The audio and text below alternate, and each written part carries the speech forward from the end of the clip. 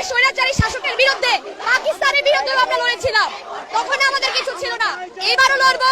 এবারও কিছু না থাকতে আমাদের সাহস আছে।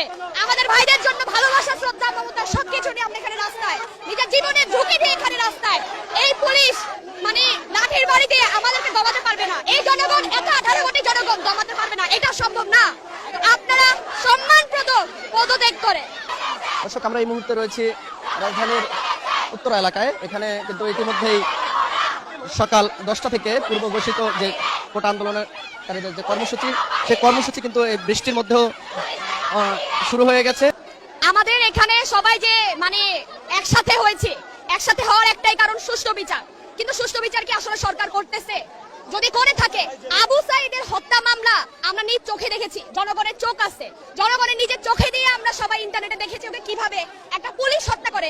সেখানে 16 বছরের আলিফকে ওর খুনের হত্যা মামলায় ফাঁসিয়ে দেয়। কিন্তু ওই পুলিশের কি করে বিচার হয়েছে? আমরা তো জানি না হয়েছে। তদন্ত কমিটি বসতেছে, তদন্ত কমিটি কোথায়? সরকার কোথায়? নিরাপত্তা কোথায় আমাদের? এই পুলিশ কিছু করতে পারবে না, সরকার কিছু করতে পারবে না। এই কারণে ছাত্ররা এখানে এসে জড়ো হয়েছে।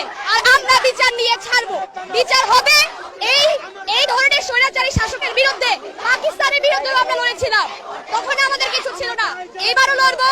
এবারও কিছু না থাকতে আমাদের সাহস আছে। আমাদের ভাইদের জন্য ভালোবাসা, শ্রদ্ধা, মমতা সবকিছু নিয়ে আমরা এখানে রাস্তায়, নিজের জীবনের ঝুঁকি দিয়ে এখানে রাস্তায়। এই পুলিশ